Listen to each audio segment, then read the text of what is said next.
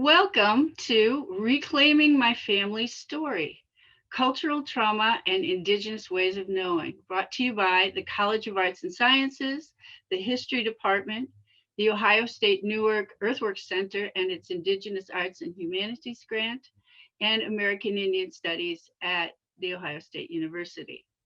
My name is Lucy Murphy. I'm a professor of history at Ohio State Newark, and I will be your host and moderator today. Thank you for joining us.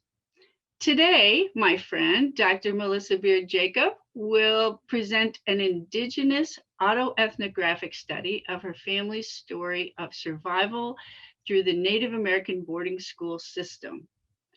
Although this project was in part an academic exercise, it was also an effort to reclaim pieces of a family's experience, pieces that were purposefully silenced and erased from mainstream hegemonic nationalist narratives. It is based on her dissertation. So let's get to know Melissa Beard Jacob today. Her pronouns are she, her, hers. She is Ojibwe from northern Michigan and an enrolled member of the Sault Ste. Marie tribe of Chippewa Indians. Her traditional name in Anishinaabe, the Ojibwe language, is Awankokwe, which translates into woman in the fog. She is Eagle Clan and embraces a number of roles and responsibilities as an Ojibwe woman: mother, wife, daughter, granddaughter, sister, cousin, educator, writer, and historian.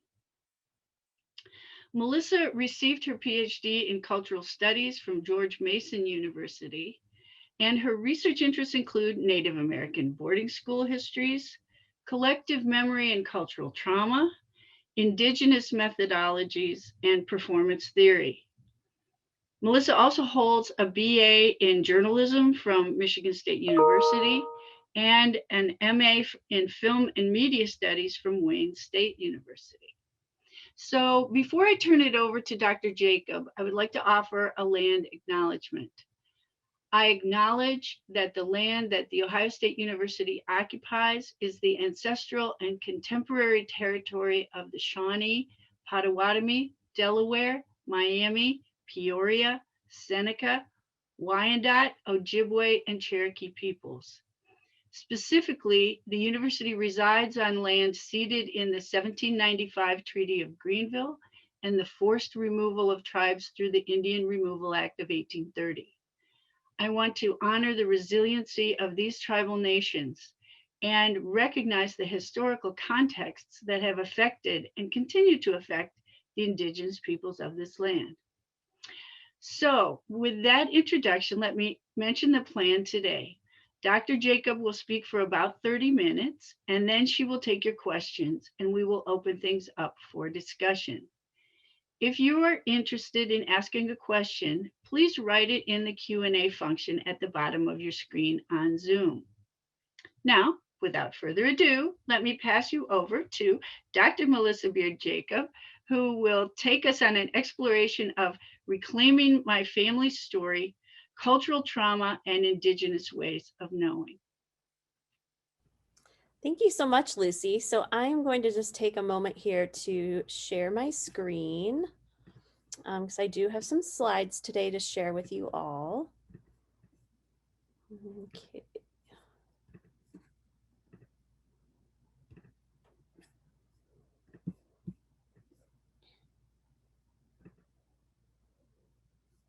All right, so thank you all for coming out today. As Lucy had said, I'm going to be talking about my dissertation research, which is entitled Reclaiming My Family's Story, Cultural Trauma and Indigenous Ways of Knowing. So for those of you who may or may not be familiar with the history of Native American boarding schools, many of you may have seen this image before. It's a very famous image. This is actually a Carlisle Indian Industrial Boarding School in Carlisle, Pennsylvania, and it's probably one of the most well-known Native American boarding schools here in the United States. But the slogan that came out of this time period in our history was "Kill the Indian, save the man."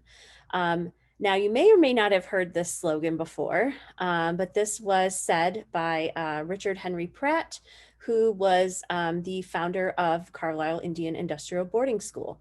And this is a point in our history, about the mid 1800s, when the United States government decided that it would be financially cheaper to put Native American children into institutions rather than genocidal warfare. So to give you a little more background on Native American boarding schools or the boarding system, it was designed to essentially destroy Native American culture, languages, and spirituality. So a very intentional choice that was made. Students had to accept Euro-American culture, the English language, and the Christian religion. And as I said, the first and most well-known boarding school was Carlisle Indian Industrial Boarding School in Carlisle, Pennsylvania. And that was established by Army officer Richard Henry Pratt. Now, there were two types of boarding schools in this system. So there were federal boarding schools, which is what Carlisle would have been included in. So it was institutions that were funded and supported by the federal government. And then there were also religious missionary schools. And many of these schools started, even before the federal boarding school system. So even as early as the 16 and 1700s here in the United States. And those were run typically by religious missionary groups, usually most likely affiliated with Catholic missionaries. And while these schools provided children with the basic components of an academic education, giving them the ability to read and write and speak the English language, it was definitely very much a rudimentary curriculum. These children were not there really to learn. They were there to unlearn their native culture.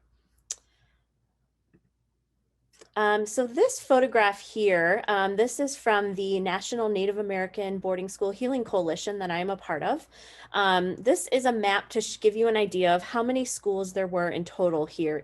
This is just in the United States. So there were many schools like this that were also in Canada, South and Central America, New Zealand, Australia, so all across the world.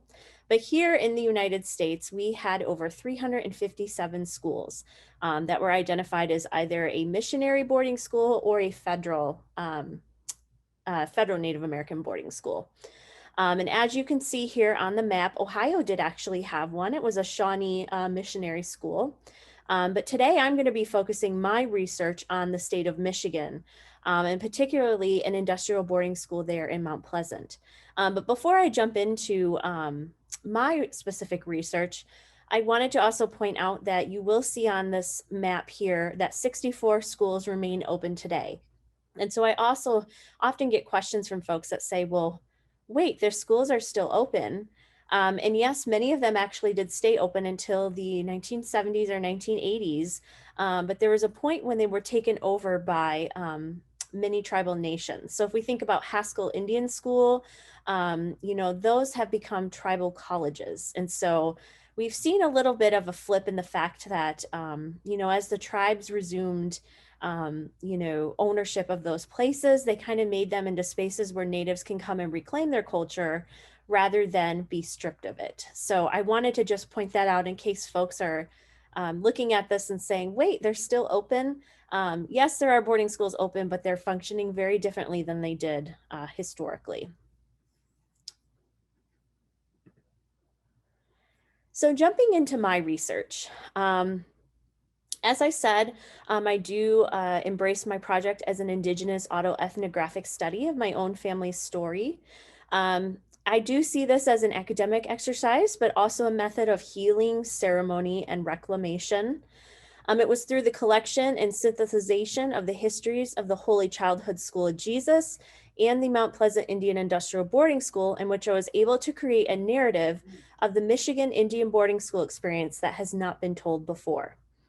And my dissertation places the historical boarding school experiences in the context of contemporary familial narratives, experiences, and ways of identifying. This provided insight into how the identity of my family was influenced by my own grandmother's boarding school experience. So to begin, how did I come about this project, and what was the, interest that drew me to this area? So I have to say, when I first started my doctoral program, I did not anticipate doing this project. But it wasn't until a family member found the black and white photo on the left-hand side um, in a group of photos and just posted it on Facebook and tagged my mom and a bunch of my aunts and said, here's your mom and your grandma Phyllis at Harbor Springs boarding school. And we were all very confused because we didn't know. I mean, honestly, many of us didn't know what a boarding school was. It was something that wasn't talked about in our family.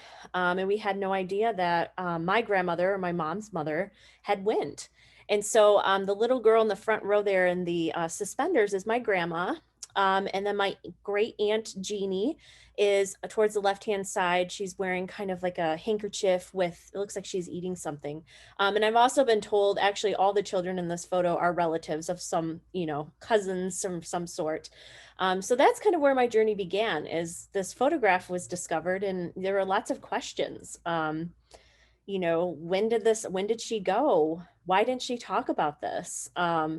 And so for me, I really took it upon myself to it was almost like I was trying to solve a mystery or put a puzzle back together of the pieces of answering some of these questions. And so as I started to do more research, another family member discovered another photograph, so the other black and white photo, um, from Mount Pleasant Indian Industrial Boarding School. So we came to find that my great grandmother also went to boarding school. And as you can see, there are definitely clothing differences in the photograph. So this is kind of a good comparison of the missionary versus federal boarding school system. So my grandmother went to a missionary boarding school. It was a Catholic run institution. And as you can see, they did not wear uniforms. But at the Indian Industrial Boarding School in Mount Pleasant, they did. And it very much functioned like a Carlisle Indian Industrial Boarding School. So to give you kind of a better idea of where my family was coming from in terms of how they ended up at these boarding schools, is my grandmother and great grandmother were from Mackinac Island. So some of you may actually know this place as it's a big tourist, beautiful place. But lots of tourists come there every year. You have to take a ferry to get to the island. There are no cars there. But it is very much a very sacred place to my people, the Anishinaabe people. And so my Ojibwe family has lived there since the beginning of time.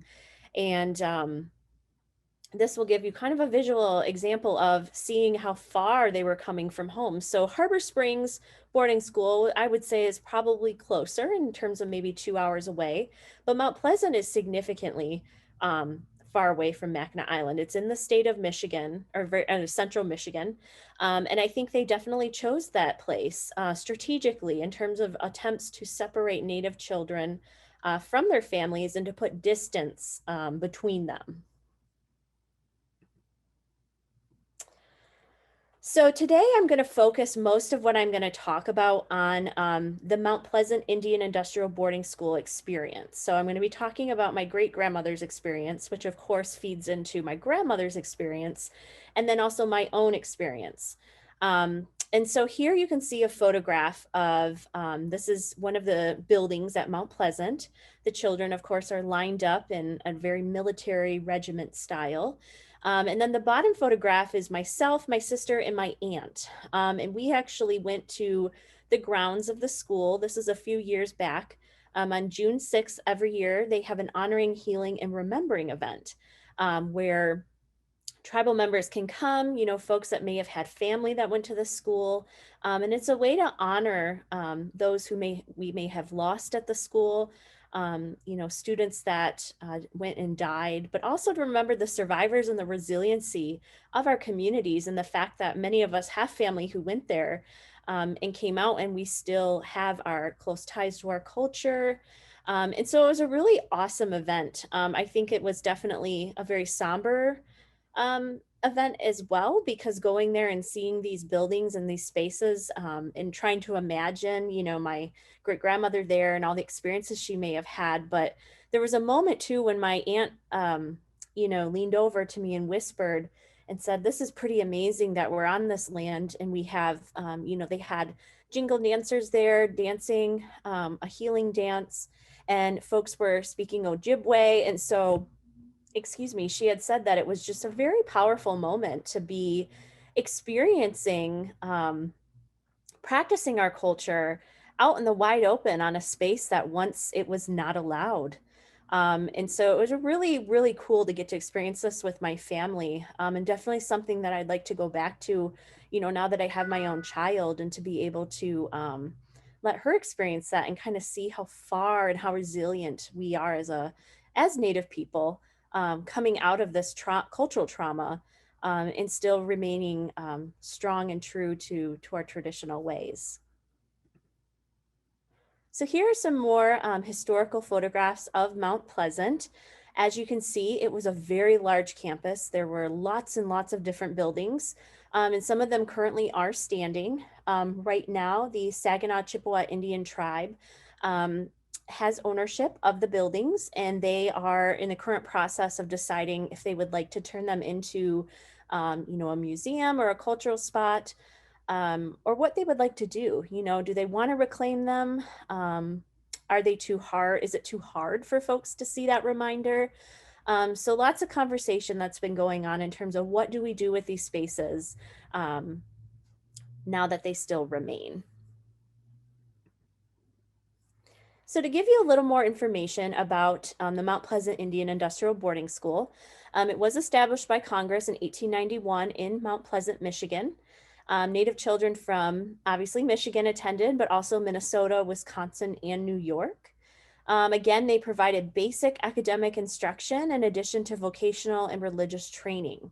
Potential courses that the children took were English language, woodworking, farming, sewing, laundry, housekeeping, Euro-American cultural courses. And as I had said, definitely a very similar structure to the Carlisle Indian Industrial Boarding School in Pennsylvania. And you often hear this narrative of, with Native American boarding schools, this history of children being taken from their homes, which there definitely was that narrative, that children were taken by the government or by Indian agents and put into these schools. But I found in my research, it was actually also very common for parents to plead with the superintendent to allow the children to attend because they felt their kids would have a better life. And it was interesting in my own family story that this was actually my family's narrative. Is my great grandmother attended during the Great Depression. Her father had just passed away, and so her mother was a single mom raising a large number of children on Mackinac Island, where the winters are very rough, very cold. They lived in a log cabin without heat or electricity. And so for her, she felt like this was the only way her children were going to have the life she wanted for them. And so here you can see this was her application for admission to Mount Pleasant. And so, that was part of the process. So there definitely was this narrative of children being taken, but also, Native parents were put in this place to feel as though there was no other options for them. And so to give you a better idea of what their student daily schedule looked like. So this is from the 1917 Mount Pleasant Indian Industrial Boarding School annual report.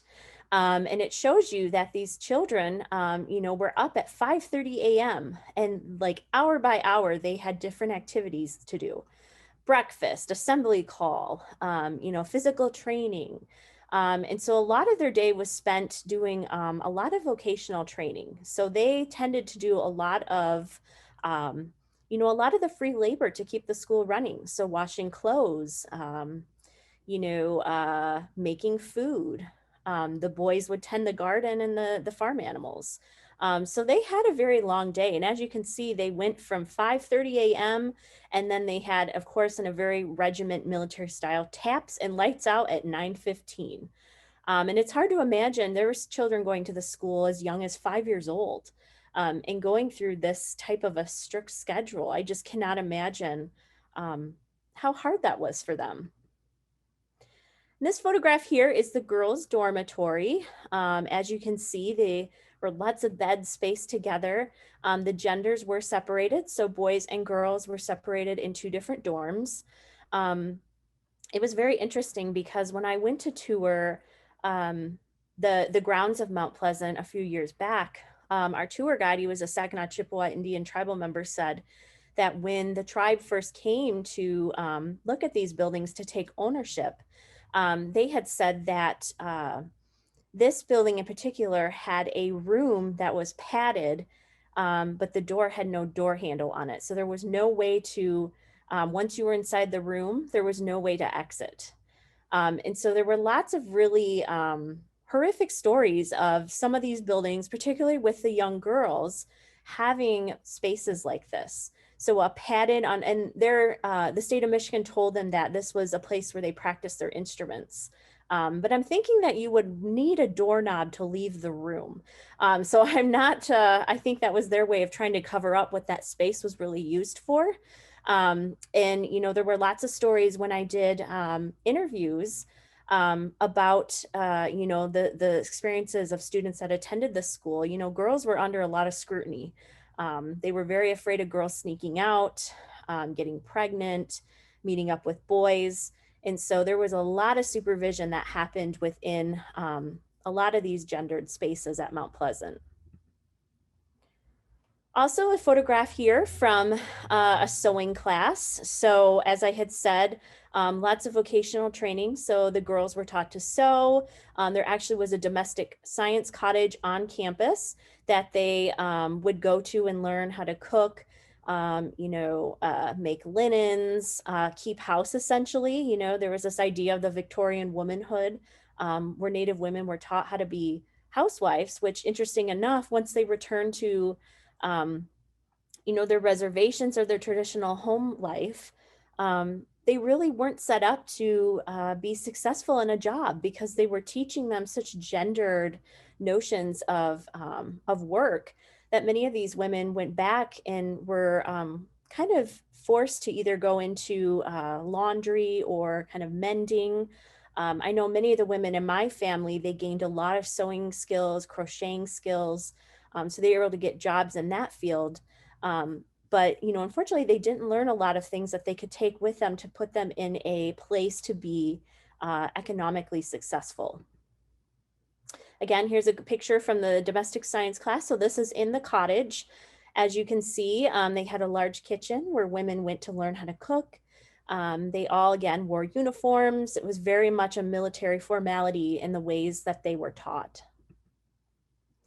And again, here, the laundry room. And also I would like to point out, as you can see in this photograph, all of the children's hair is cut very short. And this was common in many Native American boarding schools. Even in the photograph with my grandmother, her hair was cut short. And so this was not common, or this was not uncommon to see in many pictures from boarding schools all across the nation. And this was hard for many Native children. My great aunt actually told me that when she first went to boarding school, she was sat in a chair in a room full of all the other students and her head was shaved. And it's something that stayed with her entire life because it was not only a public embarrassment in terms of traditionally Native folks do not cut their hair. And for her, just to have it done so publicly in that way was something that she carried with her all her life. And also the boys, again, as I had said, were not only were they doing woodwork, ironwork, sorts of the, you know, the masculine types of areas of work, they also were taught how to sew and tailor. And so for many Native men that left Mount Pleasant, this also became a job option for them, especially many people from my community that came from Mackinac Island. Many of them went back to the island and worked at resorts, and they would tailor suits for rich folks that came to the island to vacation.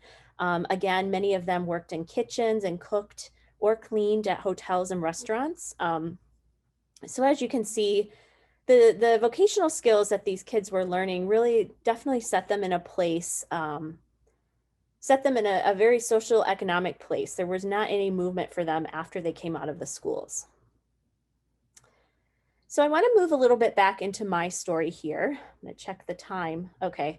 I talk so much. I'm like, oh boy, but I'll try to be concise here as we move along with the rest of the presentation. But so these next few slides are from Indian Agent Service Notes. So the Mount Pleasant Indian Industrial Boarding School closed in the mid 1930s. And this is after a report came out. Oh my gosh, I'm blanking on the name of it right now. I cannot believe this. I will have to come back to the name of the Merriam report. There we go. The Merriam report came out that basically showcased all of the horrible conditions of these federally run boarding schools. And so many of them closed in the mid 1930s. And for many of the children that were at boarding schools like Mount Pleasant, many of them were sent home, but the state of Michigan, in my family's case, sent social workers to many of these homes, particularly my family's, because it was a single parent household. And they felt that single Native women were not able to successfully care for their children. And so we were moving from a place of government run boarding schools to almost a new foster care system for Native children. So for many years after my great grandmother left Mount Pleasant, social workers were sent to their home on Mackinac Island, and they took these field notes. And it's very interesting how they describe, the family saying that they are living on a low level. They talk about, of course, they say liquor bottles are all over, that stereotype of the drunk Indian, that there were dirty dishes, saying sanitary conditions were terrible. So in their way, they were trying to make an excuse for taking my great grandmother away from her family. And of course, they were utilizing these to Western standards. And of course, our family lived together in a large household with aunties, uncles, cousins, which was not uncommon for many Native people. But as you can see here, they even commented on my great grandmother's mother, saying that she had a bad reputation in the community. And they also inputted that it was rumored that she had a social disease. So implying that she was sleeping around, was not fit to be a mother. So it's very interesting to see that these were formal government records. And they were really, truly trying very hard to take my great grandmother away. And they actually went to the point of attempting to commit her to a mental institution. They gave her a mental test, and of course, her IQ was lower because before she went to boarding school, she had not attended public school at all. And so she was behind in terms of formal education because she had not gone to school prior to that. And so at this point, after they had released this document, and I had talked to, after doing interviews with my family, there were a good few years where my great grandmother was hidden in different family pockets. So for a few months, she would live with this aunt, or she would go to live with this other aunt. So they were trying to hide her out because they really, truly wanted to take her away and put her into a mental institution. And so I think this is just an example of, even after the boarding schools closed, the government really, truly wanted to separate Native children from their families. It was a very purposeful separation, something we still see happening today. If you think about what is happening at our border right now currently between the US and Mexico. And so there were also incidents of runaway students. So my great grandmother and her brother, my great uncle, both went to school together. And right before the school closed, her brother Philip ran away. And it's very interesting that they sent this letter to their mother basically saying, by the way, your son ran off. If he shows up at home, please let us know. And so really there was no care for these children's well-being. To them, they were just another number. And I will also say the runaway students in my research, there was a large trend of them being male. And this is often because male students had a little more freedom on these campuses, particularly at Mount Pleasant.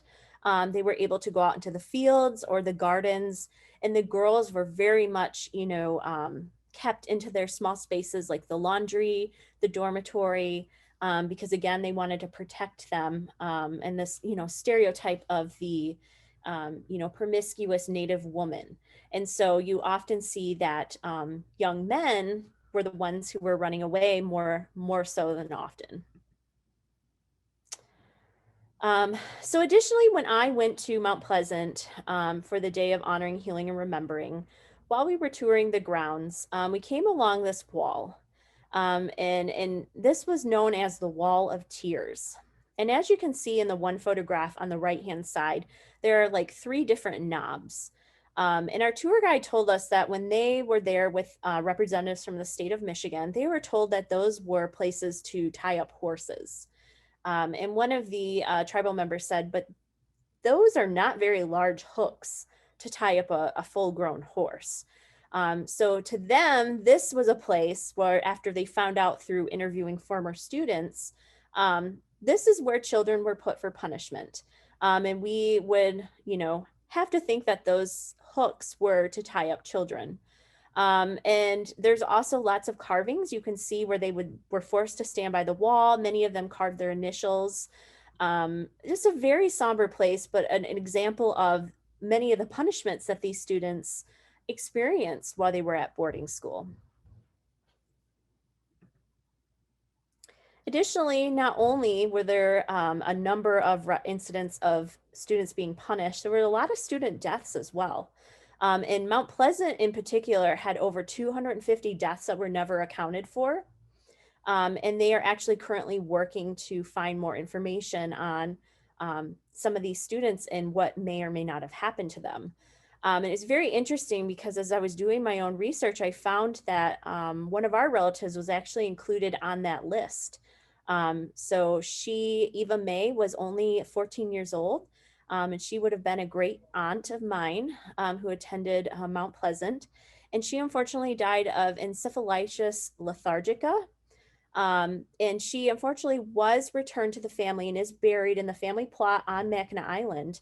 But she is listed as one of those students that they need more information on. So, we don't really know what happened, if she was either just sick and passed away. This actually was following the Spanish influenza as well, epidemic. So there could have been some aftermath if she had gotten sick, different medical worries. But in many of these instances, some of these students died and their families did not know.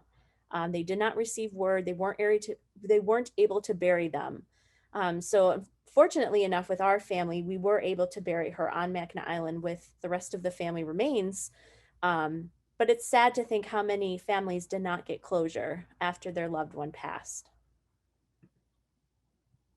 So to conclude here, I just have a couple statements of findings I'd like to share. So through my research, I found that Native American boarding schools were a part of the continuous settler colonial desire to acquire all Indigenous lands. Dismantling Anishinaabe identities and cultural traditions was done through the formal separation of families and the interruption of parenting and child rearing. The assimilative and abusive influences of the boarding school experience dramatically impacted not only the self-esteem and cultural identity of an individual student, but the collective identities of their community and their future children and grandchildren. It is through this intergenerational experience, that many Native Americans have forgotten their language, their cultural practices, and their ancestral histories. They lost the ability to understand what it needs to be Anishinaabe. It is through the sharing of boarding school histories and stories that's a way for Native Americans to reclaim and recover a sense of agency that their ancestors were once denied through the process of settler colonialism and assimilation. And part of this recovery process is simply knowing and acknowledging the collective history of one's family and tribal community.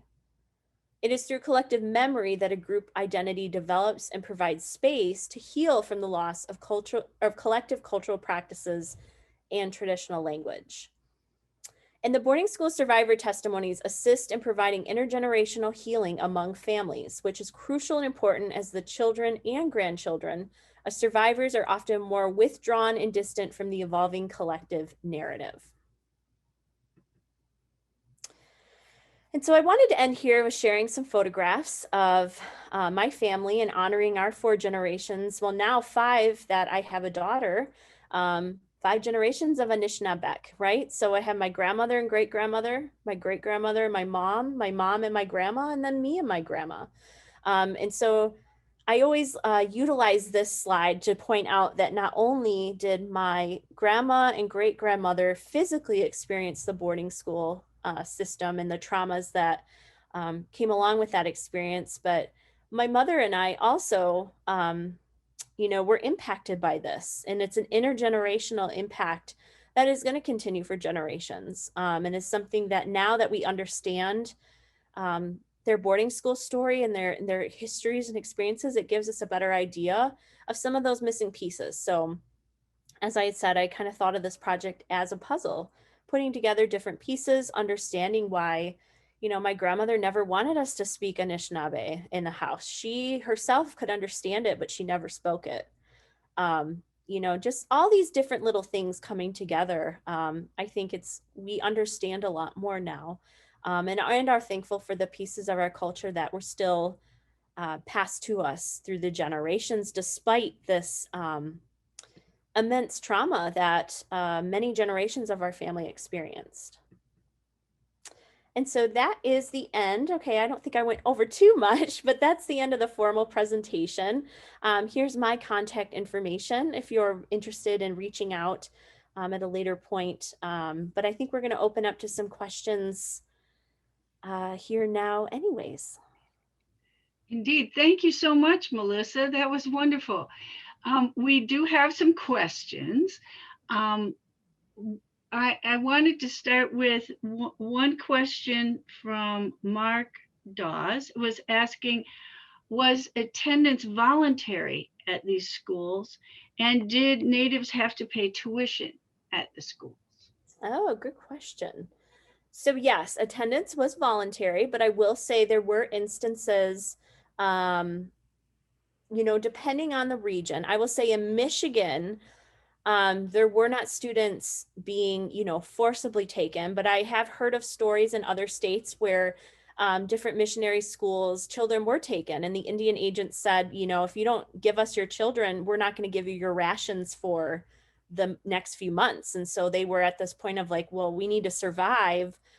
So I guess you can, take our kids. And so, but I would say in the terms of my own area of research in Michigan, I did find that a lot of it was voluntary. And as I had said, I think a lot of that came down to the fact that a lot of, especially my community up in Mackinac Island during those cold winters, there wasn't a lot of opportunity to make money and support your family. So many mothers, they felt that they would, their children would get treated better if they were sent there because they would have a bed to sleep in and would be fed. But yes, and then in terms of tuition, so no, there was no tuition. This essentially, Mount Pleasant in particular came out of a treaty that was signed in 1836. So it was a treaty that essentially gave Michigan statehood. And part of that treaty is they promised to establish, education for Native children.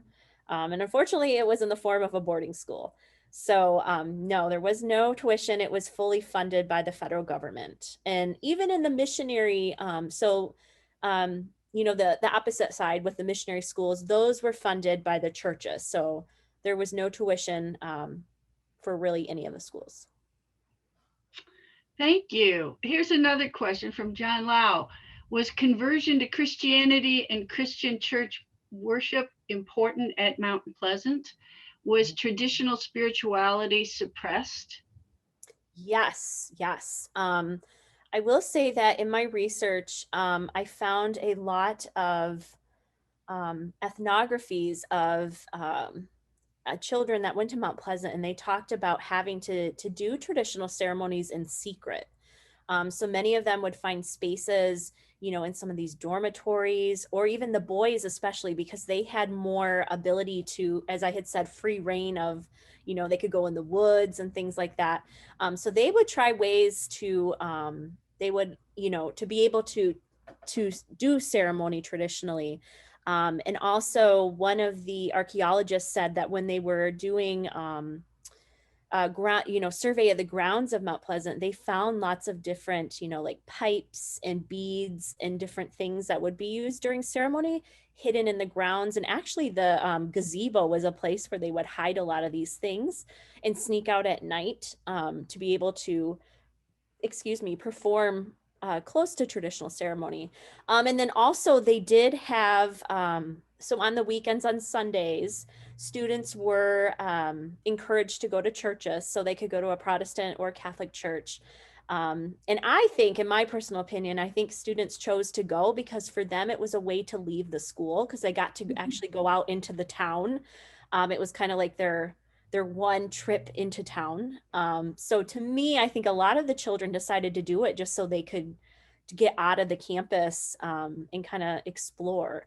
But yeah, I definitely would say that Mount Pleasant definitely suppressed traditional spirituality and did encourage, Christian worship just as much as the missionary schools. Thank you. Here's another question. This is pretty specific. In the letter about your ancestor being feeble-minded, in 1936, it said they couldn't initiate removal until after the election. Do you know why? Why not? Why did they have to wait for the election? Do you know? I don't know actually. And I think that's one of those questions that, now that I'm done with my dissertation, I'd really like to go back and kind of look at some of these specifics. But I don't know. And I'm not sure if it was maybe like the governor election. So a new Michigan governor, perhaps, I'm thinking. But yeah, I can't say for sure. I'm not really sure. Unfortunately, they were able to hide her out enough that it didn't become an Yeah, it's a moot point. yeah. Exactly. Good. Okay. So there are several more questions. All right. Here's a quick one. So has your family reclaimed the Anishinaabe language? Yeah, so I would say that my aunties especially have been working on reclaiming, especially for my family that still lives in Michigan. They're able to take advantage of classes at our tribe. They offer lots of different cultural and language classes. So I think that that's definitely something all of us are working on. I know for myself, I would love to learn more, especially now that I have a daughter. I'd like to be able to pass that on to her.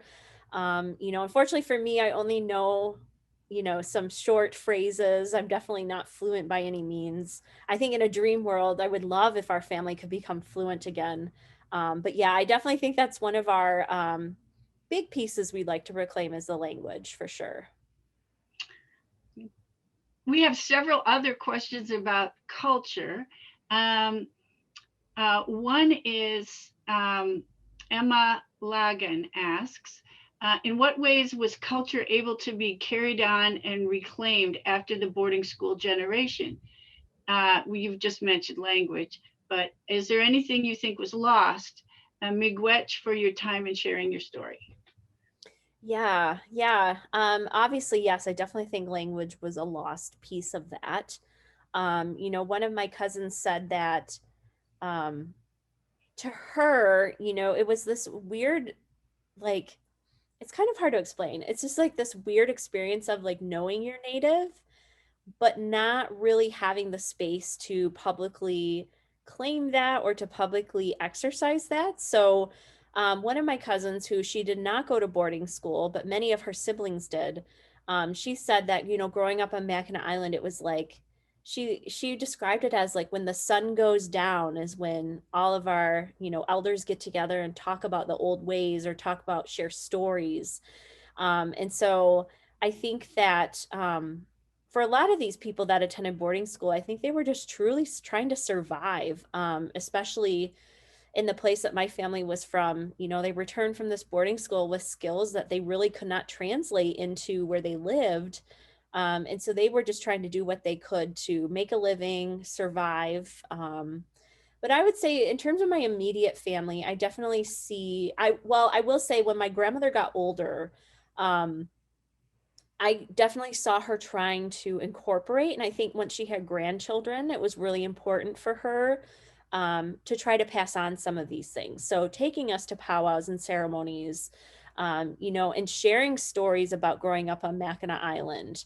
But I definitely think that I will say my experience was much more different than my mom's because, as the generation closer to my grandma, they very much didn't I guess they weren't exposed to that information as much as I was as a grandchild, if that makes sense.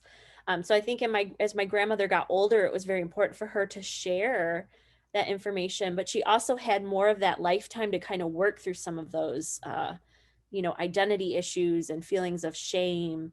Um, and I think just understanding what it meant to go to a boarding school because as I said, many of my family members didn't even know what that history was. So, not only did we have to become familiar with it, but then come to terms with what that meant for our family's experience. Thank you. All right, so we have a question that was submitted earlier. How can therapists incorporate more Indigenous and Native ways of knowing into counseling to better help this group of clients? I Yeah, know that you'd probably talk for an hour about this. I'll give you a few minutes. yeah, definitely. It's interesting. Actually, my sister just graduated with her, she's a clinical counselor. So it's been very interesting to talk with her, as she was going through her master's program. And she really tried to utilize and bring in traditional culture into of course, she was the only Native student too. So she was kind of managing that, but also wanting to come out and be able to practice as a counselor in traditional ways. And so I think as an Indigenous woman, for me, I think the number one thing is just to have someone who understands some of the cultural nuances of what it means to be an Indigenous person. I hear, especially from a lot of my students here at Ohio State that go to the counseling services on campus, that's one of the hard parts is there is no Native counselors to really truly understand some of those cultural specific needs. But I have seen just across the country, there is this growing practice of incorporating traditional practices into some of the counseling, whether that be, and of course, I will say, I think overall, just being able to bring in more Indigenous therapists and healers would probably be the best. I think that I think about my family back home having the ability to go to our Indian Health Services and have Western medicine options, but also traditional medicine options as well. So I think it's a good way to blend the Western and the traditional healing. And of course, we just need more Indigenous counselors. I think that's kind of like the first start is we really just need to encourage more Indigenous folks to go into that field. Thank you for that. We had a couple more questions about intergenerational trauma. And here, Angela Forrest asks, can Dr. Jacobs talk about the specific ways that her grandmother's and great-grandmother's experiences have contributed to her and her mother's intergenerational trauma? Yes, definitely. It's been really interesting since we kind of discovered, I guess, this part of our family story. And my mom would always say as a child, um, growing up, when they would misbehave, my grandmother would always say, well, if you don't shape up, I'm going to send you to Harbor. And my mom never knew what that meant. She always thought it was an orphanage or, um, something like that. And then come to find out it was the boarding school. So I think for my mom, there's just lots of parts of her childhood that there's like these missing pieces that at that moment didn't make sense, but now are really starting to. I think in terms of my great grandmother, with her trauma, it really led to her all throughout her life being my grandpa calls her what's the word he uses? A gallivanter, and the fact that she could not stay in one place. Like she would she would live on Mackinac Island for a little bit. And then she'd move back to the UP and live with family, and then move back to Mackinac Island. And so and I think that truly led to the fact that when she was a child, they were trying to hide her from the foster care people, to take her away. And so I could definitely see how that led into her, the way she lived her life. And also my great aunt had a very similar story where she was in the same place. She could never stay in one place for long. Her children actually went to boarding school. So my mom actually is kind of the, I guess, what's the word? She was kind of the exception. My grandmother didn't send my mom and her siblings to boarding school, but yet her sister did, and was somewhat of an absent mom. And so I kind of see with everyone that went to boarding school, it truly affected their ways of parenting, their kind of sense of belonging, and kind of skipping and not being able to stay in one place for long. I think with my mom, I think she thinks back to like, wow, that could have been me. I could have been sent to that place. And then in terms of my experience, I think it is just hard growing up. And I always knew I was Native, but again, as someone, my dad is white, I have blue eyes. And there's often these identity questions of like, well, how Native are you? And how are you, and so not only navigating those identity issues, but then having the boarding school experience on top of that, looking back, I can see a lot of the connections, and how that has greatly impacted, how I identify. It took me a very long time, to be comfortable in saying I was Indigenous because of all the comments that people, based on their perception of what a Native person was. So yeah, I think in just a short and sweet explanation, there's definitely the trauma has surfaced in many ways for many people in my family. Thank you. Someone is thanking you, mentioning her own grandmother who would not use the language, her Indigenous language, and is thanking you for your presentation. I'll send you the email. And she asks, did the education of the children stop if the family chose to keep them from going to boarding school? So was there any education if they didn't go to the boarding school? I think it really depended on the part of the state they lived in. So I know that in terms of Mackinac Island, they did end up opening a public school there. So some of my family was able, after the boarding school closed, they were able to continue going to school on the island. But I think just throughout Michigan, in terms of the other Native students, I think it really just depended on where they lived and if they lived close enough to a school or a public school.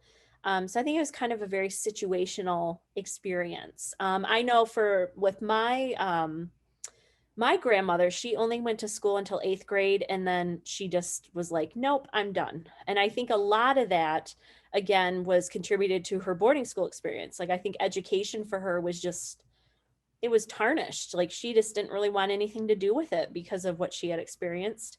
And then actually, I don't think my great grandmother, I think she had maybe a 4th grade education. So again, another experience of, I think a lot of them lost interest in school because of their experiences. And then again, I think it just depended on if they had the ability to get to a school or if it was close to their home. Thank you. I think we've covered most of the questions here. And so I want to thank you so much, Melissa. Melissa, do you want to just mention briefly what you do as an intercultural specialist? Sure. Yeah. So, as one of the intercultural specialists at the Student Life Multicultural Center, I oversee our Native American and Indigenous student initiatives. So, all throughout the academic year, we offer lots of different programs. One of our largest is the Alternative Thanksgiving event in November. And obviously, we usually have lots of Native American Heritage Month programming in November as well. But I also work with 2 student organizations on campus. the Native American Indigenous Peoples Cohort, and then the American Indian Science and Engineering Society. So definitely a very rewarding role in that I get to work very closely with a lot of our Native and Indigenous students on campus. And we have lots of different programs all throughout the year. So definitely make sure to visit our website, mcc.osu.edu. And we have a whole calendar of events. So, and feel free to contact me anytime with any questions. Yeah. Well, thank you very much. Before I close out this event, I want to mention an upcoming event. On April 14th, Dr. Shannon Gonzalez Miller will be giving a presentation called Restoring the Experiences of Indigenous College Students. And I hope that you will be able to tune in for that one. I'll be hosting that one as well. So thank you to everyone for joining us today. I'm very grateful to my dear friend, Dr. Jacob, for sharing her expertise and remarkable family story. Please join me in giving her a virtual round of applause. And I would also like to thank the College of Arts and Sciences, especially Clara Davison, Maddie Kerma, Jade Lack, and Nick Brayfogle for helping to put this together. And I hope that you will be able to be with us in the future. So thank you, everyone, and take care.